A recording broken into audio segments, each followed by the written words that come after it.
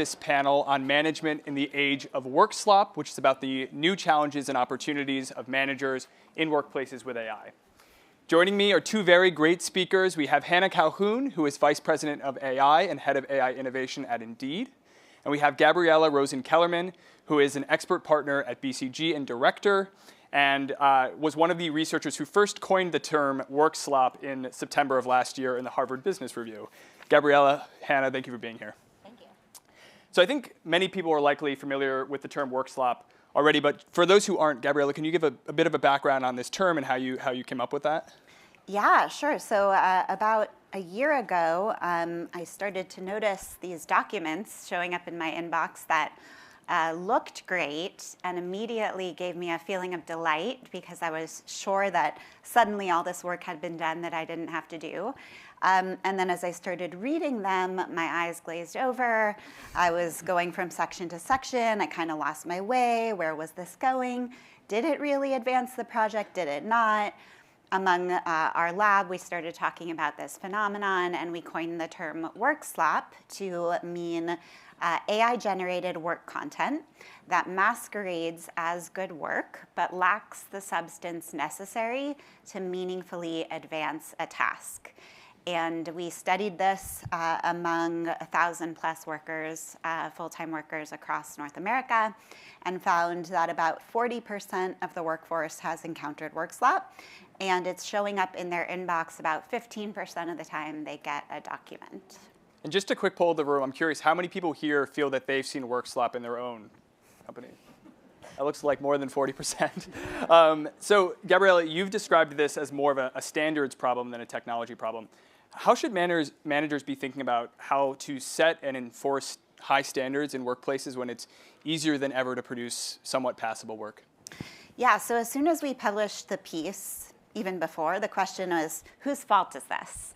There's so much waste going on, and is it the worker's fault? Is it the AI's fault? I don't think it's as helpful a question as how do we solve it. I do not think it's the tool's fault. The tool's just a tool. We have to choose how we want to use the tool. But I would liken it to the era, if we think of industrialization, we have new equipment that's been rolled out onto the factory floor.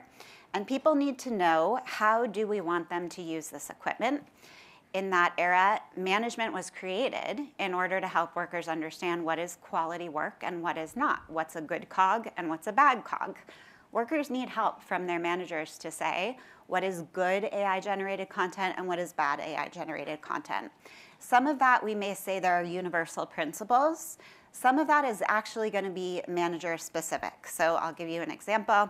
I have a friend who hates when people send her work that has the headers on the content that's been AI generated. You know what I'm talking about. It's always bolded. It's maybe 3 words. It divides the content. She hates it because it tells her that the AI organized the work for this individual instead of them thinking through about how best to organize it. It may be that sometimes this individual actually organizes the work for themselves, but at this point, it's such a trigger for her. It's on her, actually, to tell her team, I don't want to see that. It's too much of a trigger for me. I need you to show me that you're organizing the work yourself. So to me, the job of a manager has always been to uphold quality, but we're back in an era that we've sort of forgotten about around quality assurance, where you have to be much more explicit about what that means. We have to tell our teams very clearly why we want them to use AI. It can't be for its own sake, as much as there's megaphones out there saying use AI all the time for everything. That's not the point, right? Why do you want your teams to use AI? If it's to drive more efficiency, be clear about that. If it's to make the work better, be clear about that, and then say what better means. How do you want them to use AI? And be as specific as you can about what great AI-enabled content looks like. Give them examples. If you don't know what you think great AI-enabled content looks like, do an inventory for yourself over the week. Categorize, this impressed me, this gave me the ick. Make 2 folders, figure out what it was that gave you the ick, what it was that impressed you, give some examples to your team of what was really great, and call out for them what were the parts of this that really, really worked for you, and then what were the parts that didn't. some of those things, again, will be universal, but some of them are going to be pretty specific to you, and that's okay. You're their manager, and ultimately the work products are for you. One thing I really liked earlier in the power users presentations is this example that Hillary Gridley gave of how you can use AI to kind of up-level your team and codify what you consider to be good work as a manager, and then use that as a way to improve people's work. So it's kind of the antidote to work slop in a way. Totally. Hannah, Indeed is tracking different metrics that help kind of balance improvements in speed from AI and quality. And you gave me an example when we talked about this about, on the engineering team, for example. Could you give me a few other examples of how this is playing out across Indeed? Yeah, sure. So we have taken a very metrics-driven approach to our AI transformation effort. We've gone into every function in the business and said, okay, help us understand what are the business outcomes that you're trying to drive, and where do we think AI could be an accelerant towards getting to that place. And one of the things we figured out very early was that you actually don't want a single metric for any of those functions. You probably want a portfolio of metrics. And you want to think about how you're balancing, I think Rebecca said earlier, what gets measured gets managed. You want to think about sort of what incentives you're creating for the business. So in the case of our software engineers, we look at how fast they write code, how much code they write, and then also how good that code is, right? How often we're having change failures, how often people are having to go back and revise. Similarly, in the marketing function, we look at how quickly we can get a campaign to market, how much it costs us to get a campaign to market, but also how effective that campaign is once it is in market at driving clicks or applies or engagement or whatever it is that we're looking for, right? Because if you focus just on that sort of acceleration and productivity win, you sort of create a system that just actually will dump tons and tons and tons of work slop into everybody else's experience in a way that's really bad for the business. I think one thing that's been a really interesting takeaway from that process is that we've found there's actually parts of our business where we don't have existing great metrics for quality. And so we've had to get kind of creative in terms of how we solve that problem. Three sort of like tactical things that have been helpful for us. So one, obviously proxy metrics, so things like sentiment or satisfaction are sort of an interesting way to sort of get a sense of quality. But they have tricks. We looked at, as we were thinking about rolling out AI customer support agents, the CSAT score, I think, is sort of like the thing everybody holds up. It turns out, right, that the CSAT score, as many of you probably know in the room, is about a lot more than accuracy.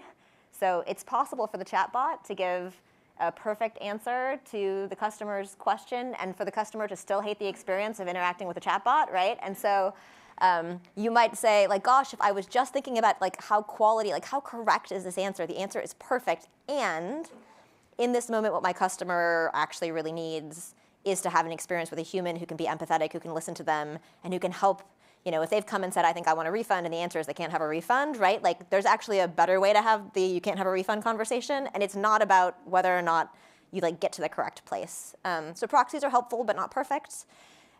We've used what we call umbrella metrics as well. So I think, it was mentioned earlier, this notion of revenue per sales rep. So RPE, revenue per employee, is a metric we use in a couple of functions.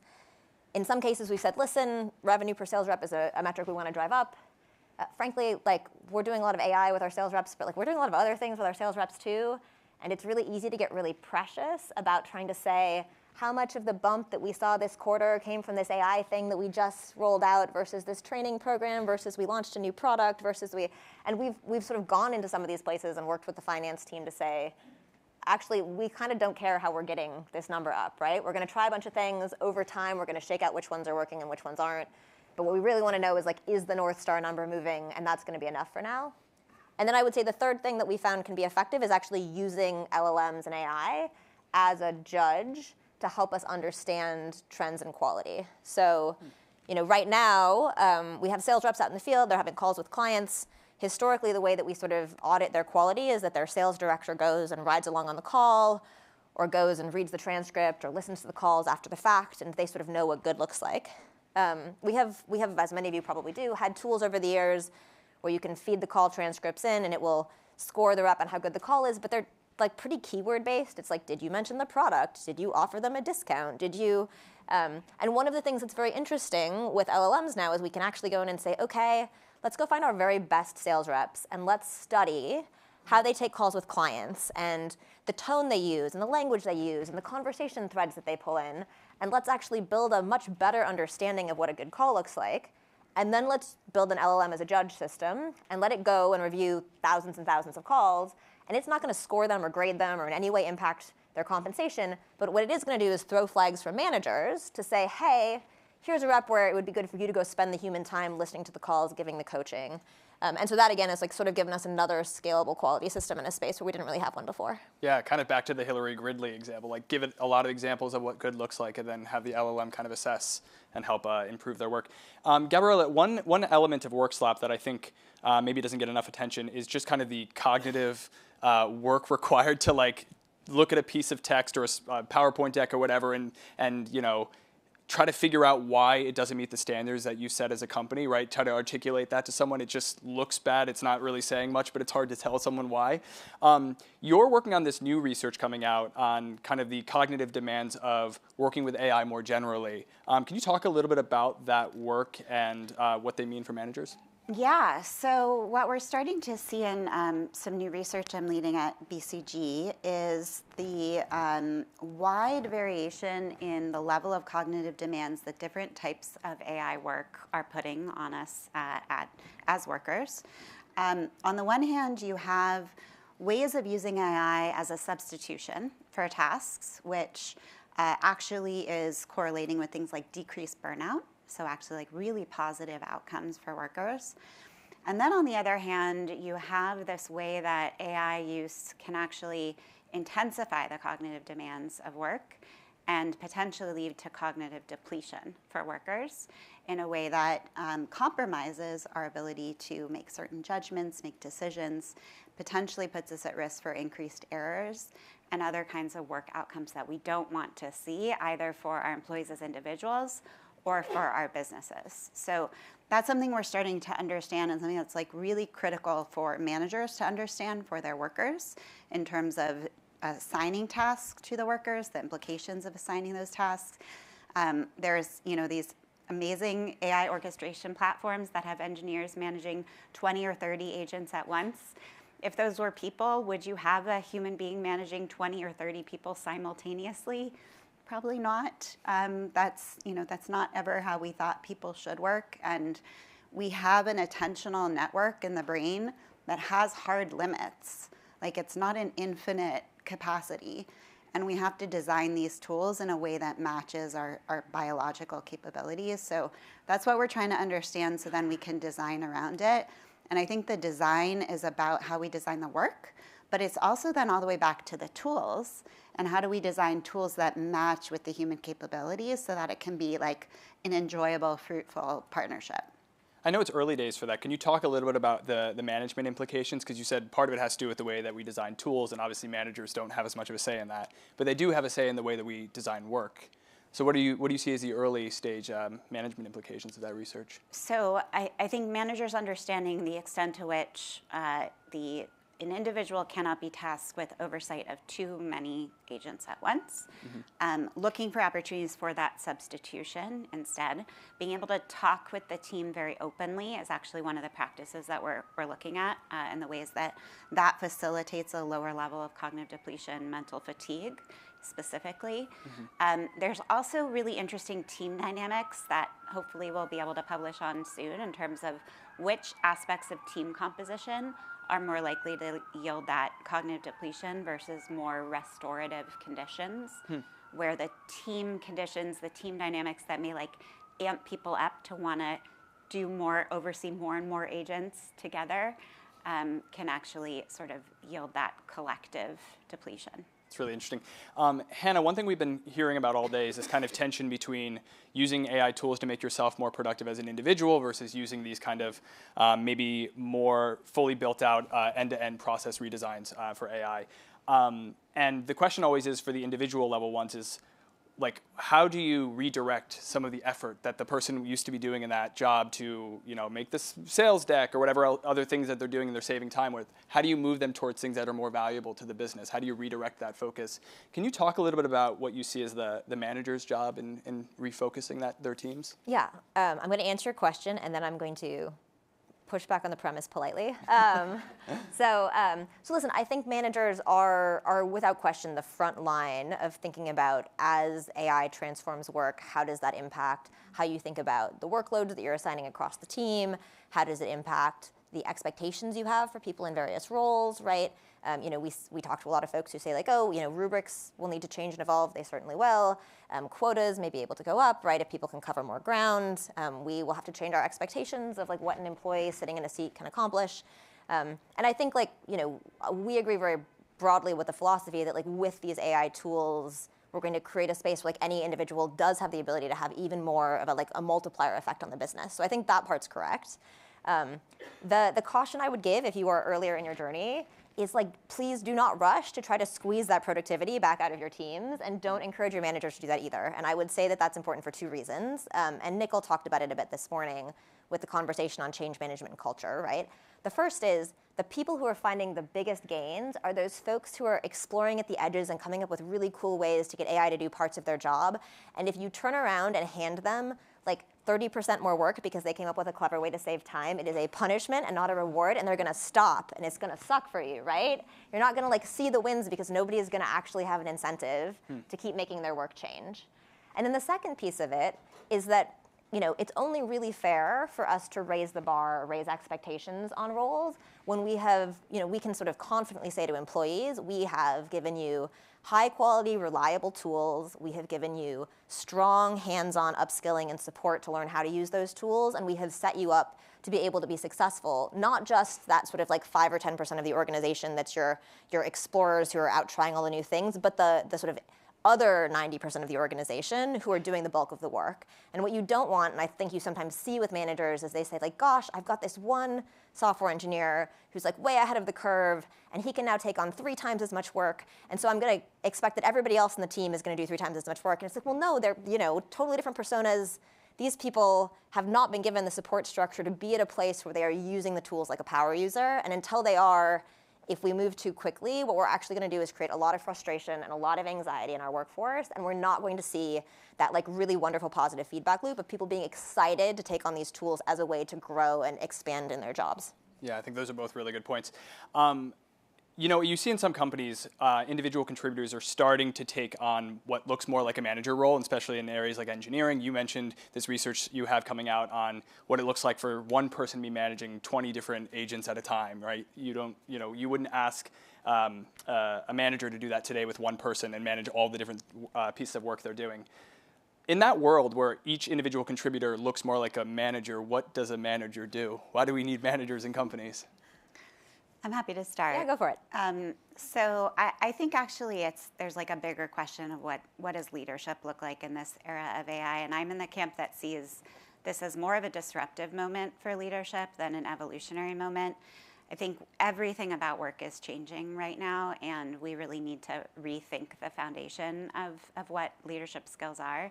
What I mentioned earlier about quality control, I came up in an era of leadership that was like transformational leadership. Quality control is not exactly transformational leadership, but it's a big part of what we need to do today, which is not to say we shouldn't also be inspirational. We should. It's just a proof point of how different the model is versus like the playbooks and the trainings that we've had. One of the other pieces of leadership that I think is extremely important today that we have not had a lot of training around and that requires a ton of time and intensity is planning and prospection, which is imagining and planning for the future. To do that well in constant uncertainty when tools are changing as quickly as they are requires a lot of discipline and a lot of time. If managers don't have as many administrative tasks because individual contributors and tools are doing that, this is a great ideal use of their time. It also goes back to what I mentioned before about the why. Why are we using the tools? So the whole premise of getting to ROI is you have to have a vision of what is the value that these tools are bringing you, right? What is the business outcome that you're trying to get to with these tools? To do that, you have to have a vision of the future that you are anchoring into. That vision has to be based on knowledge of trends, social trends, political trends, technological trends that your team is anchoring into. You have to be following those. You have to be figuring out how they're evolving and how your team and your function is going to ride those with the tech that you're evolving in real time. The manager has to be ahead of the team in that vision, and that takes a lot of time and planning. And if you can't be doing that for your team, then you're not actually leading the team in the way that they need to be led. If you're just, managing in a supervisory way, that now, to your point, is actually much more diffused among the team. Right. So more than ever, that's like the differentiator of what we need our leaders to be leading forward. And it takes a lot of time and probably new skills that we haven't invested in as much as we can. Hannah, last word on this? Sure. I'll add two quick. One is I think managers and leadership increasingly will sit in the seat of judgment in terms of understanding when AI is the right solution, right? Like that discernment is going to be extraordinarily important. As I mentioned earlier in the customer service example, sometimes you could solve the problem with AI and you definitively don't want to for business reasons. And I think managers being that filter, being able to see the business big picture, understand the levers that drive value in the business, understanding what drives client satisfaction and the like, and being able to help their team make smarter choices about when to apply the toolkit is going to continue to be extraordinarily important. And then the second thing I will say is like, without question, the absolute most common pain point I hear when I talk to our many thousands of employees about this space is not, oh my gosh, AI is weird and scary and I'm worried about what it means for my job. It's, yeah, you've got me on the boat. I need to build AI skills, but like, when am I going to find the time for this? We've got revenue numbers to hit. There's annual planning coming up. I've got 75 things in my inbox, right? And we are, particularly given that the space is moving so quickly and the skills and the tools are changing so rapidly, we are going to need to build a different muscle inside of organizations to be constantly refreshing the skills of our employee base in an ongoing and thoughtful and sort of function and format appropriate way. And managers are like the front line force who are going to be able to really think about like, okay, where is my team? What do we need? How do I understand like when over the course of the year they're going to have moments where they could really focus on building the skills, what's sticking, what's not sticking. We have historically done a lot of this. I know there's a lot of CHRO folks in the room through sort of centralized learning and development teams inside of big companies. We are going to need to figure out a much more decentralized model for helping teams continue to build these skills and apply them in successful ways. And I think managers are going to be just like a key component of that workforce. Hannah, Gabriella, thank you so much. Yeah. Thank you so much. Welcome back to the stage, Charter's Kevin Delaney.